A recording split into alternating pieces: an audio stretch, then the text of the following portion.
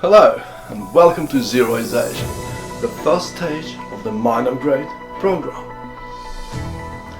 In the previous lecture, we looked at the language as software and your brain as a hardware.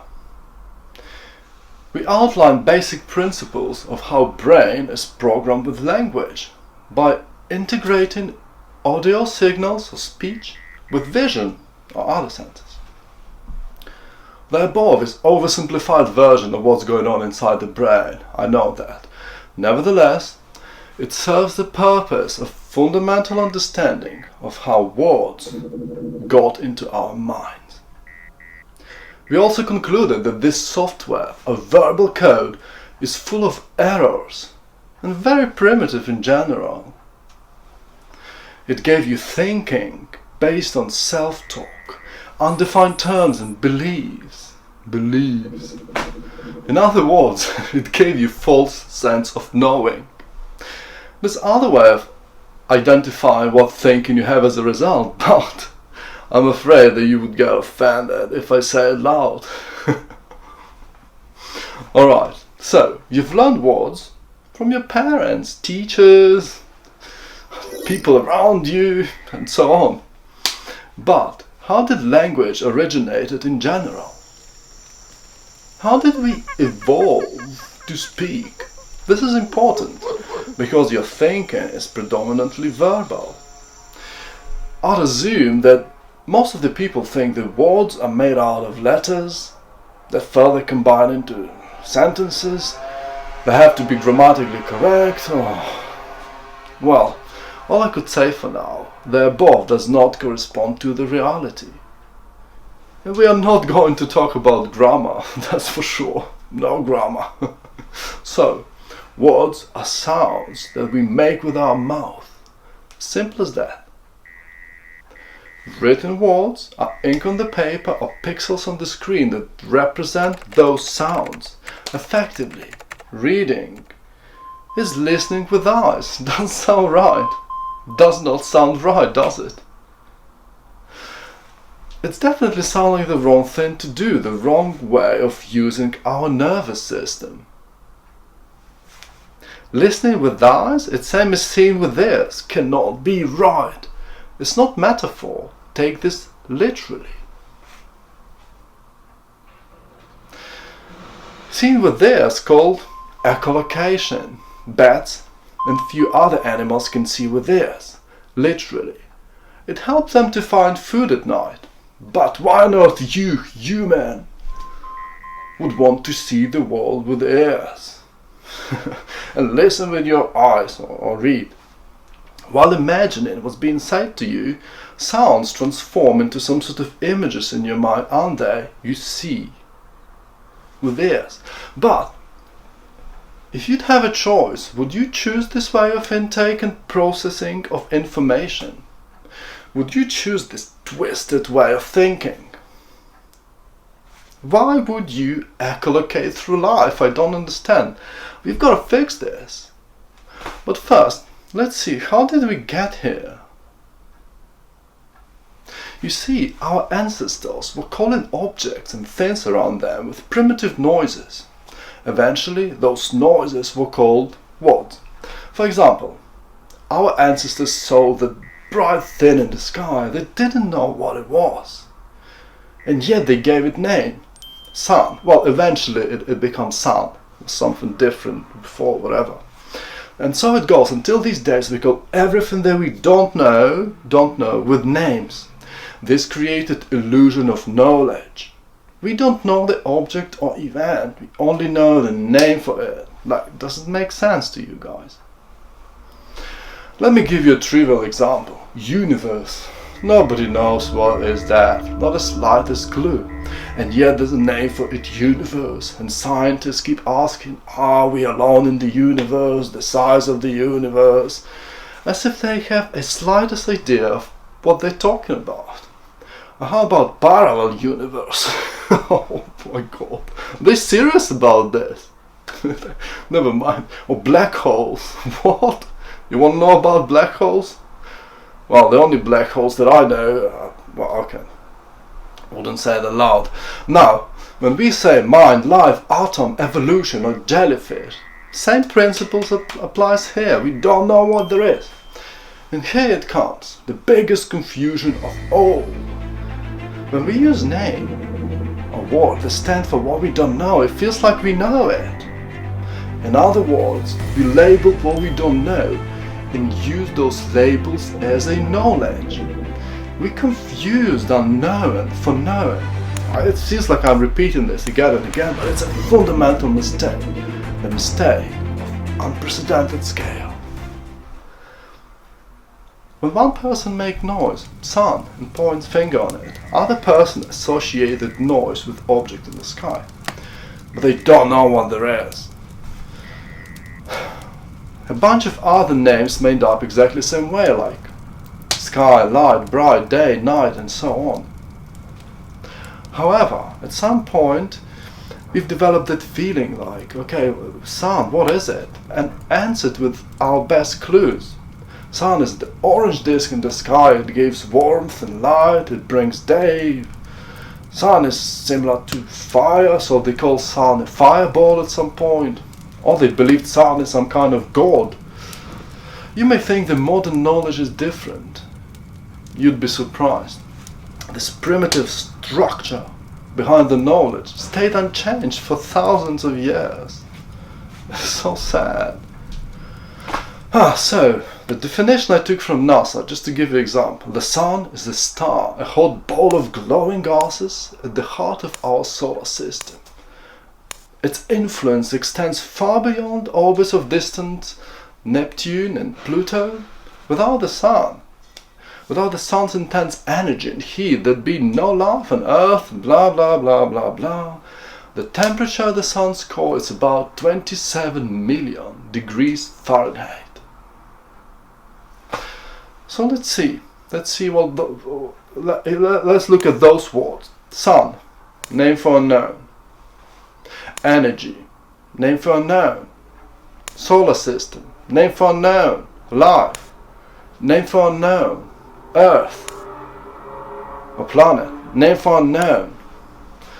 And then, of course, when we talk about gas temperature and 27 million degrees, it seems like we know something. If I'd say the temperature is name for unknown, you'd disagree with me. There's a slightly different error or bug with temperature in numerical calculations, which will be discussed in separate lecture. Nevertheless, you got the idea. A bunch of unidentified terms, bunch of labels for what we don't know, put together cannot possibly produce a knowledge. It just doesn't make any sense. Certainly not to me. I hope you started to realize this. You may disagree. Wait a minute, we know what are gas, energy, star and life. Here I have to remind you about that illusion of knowledge, the false sense of knowledge, the beliefs. So you believe you know that, but moreover I have to remind you about other thing, that massive error in combining words that stand for object that you can see and experience with other senses like star and gas, with words that stand for nothing like energy and life. Right now we are concerned not about this, but we are actually concerned, how did we get here? How did we get to this point? Furthermore, when name is given to an object, in the way it becomes separate entity. Long story short, when you say heart, by no means you assume stomach. Heart is heart, blood is blood, brain is brain, mind is mind, lungs are lungs, air is air. This list is endless. This is how language divided what cannot be divided otherwise. Now, in order to put those pieces together, to connect and find the relation between them, our ancestors came up with questions and answers. Why, how, what, when? Of course, it didn't happen overnight, but you got the idea. Nevertheless, it's further, the whole idea of question is further falsely identify what we don't know. Or shall I say, how we don't know. We are asking wrong questions, and there's no answer to the wrong question. Moreover, the whole concept of questions and answers is fundamentally inadequate to real world. By which I mean nature. Understanding of physical reality doesn't come from having our primitive questions answered. And yet we are all looking for answers, aren't we? Oh, it's a wrong thing to do. But you don't know otherwise. You've been programmed just this way. Questions, answers. So, in putting verbally those divided pieces together, because we verbally divide them and we verbally put them together, in search for why and how, our ancestors gave names not only to things and events that exist in physical world around us, but, are you ready for this? And this is really big one. They gave names for things that don't exist at all. My brain is literally exploded. Oh my god. Like life, mind, system, intellect, justice, success, infinity. Zero. And well, most of what you know are nothing but those names for what we don't know and for what doesn't exist at all. Okay, quick summary. So far, we've got words that stand for what we don't know, confused for knowledge, and words that stand for nothing at all, confused with real things. And this is what your thinking is based on. Bravo! And the hardest part is actually to understand this. What does it mean for you personally? Oh gosh. Apart from stupidity, the consequences of that are pretty dramatic. Some devote life or die and kill for those empty words. Ideas, otherwise. Science and most of the literature are based on them. For example, law. United States Code has 22 million words. They represent a large and important source of the federal statutory law. 22 million words. It's a big mess. Huge. The scope of this problem is unprecedented. For example, people cannot come to the agreement on religion. They think if word God exists, then whatever it stands for exists as well. It never came across their primitive minds that there's a word God, but there's nothing correspond to it.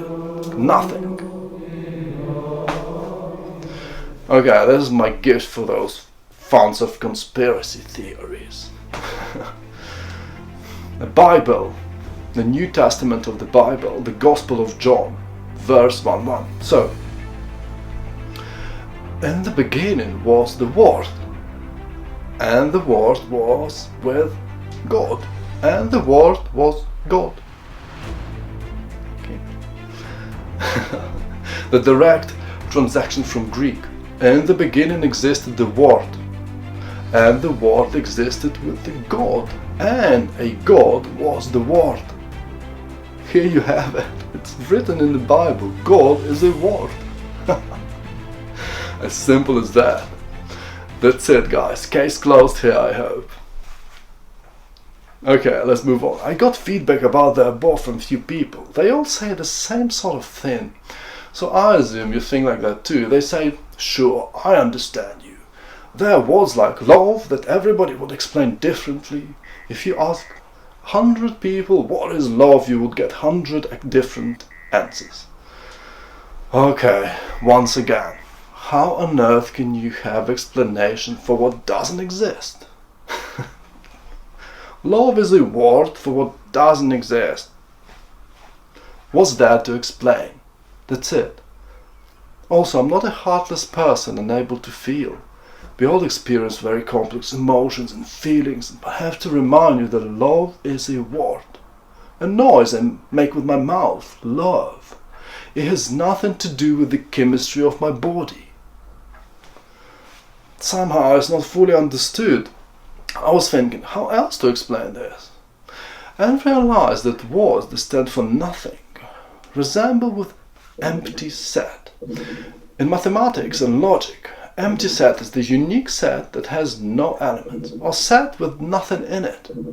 So, there's empty set, love, and nothing in it. You get the idea? Okay. At this point, our main task is to be able to tell the difference and identify words that stand for real things and words that stand for what doesn't exist. In order to start removing the latest from your thinking, start debugging your software. This is done in 3 simple steps. Right, and I really hope you appreciate the simplicity of this. So, step 1. Start with blah blah is a word. Whatever it is, blah blah is a word. Step 2. It's a word that stands for what can be experienced with your senses and therefore stand for object in the real world, or not. And therefore stand for what doesn't exist, just yes or no. Step 3. If no, replace this word with blah blah blah in your self-talk. Or, could be not blah blah blah, could be something else, whatever suits to you. This way you become aware that those empty words, those empty sets are actually empty. It's like you don't know if box is empty or full until you open it and look inside, or, try to lift it or something. Regardless of simplicity, those steps are hard to implement without falling into deep analysis and getting caught into verbal self-explanation. It's hard. Just, can you see object or event that words stand for? Feel it here and now. Yes or no? That's it. Do not overthink it. For example, origin of life. How did life started? Origin is a word. Can I see it? Can I touch it? No. That's it. Origin, word that stands for nothing. Doesn't exist. Bin it. Origin replaced by blah blah blah in your thinking. Same done to life. Now our questions sound like blah blah blah of blah. How did blah blah blah started? Or simply blah blah blah. Why do we think that life, whatever you mean by this word, inevitably started or originated? It certainly did not. Now you know, those words are meaningless. Ta-da! And you cannot argue with it. Because if I ask, what's life? You wouldn't be able to explain. If I ask what's origin, you wouldn't be able to explain. We're done here, guys. Full sense of knowing, beliefs, yes. Real knowledge? No, not at all. Same applies to confidence, energy, control, power, destiny, perfection, always, everything, nothing, truth, soul, meaning, something, mind, and thousands of other words. They all stand for nothing. Empty sets, unidentified terms, or faulty lines of verbal code. You've got to remove them from your thinking.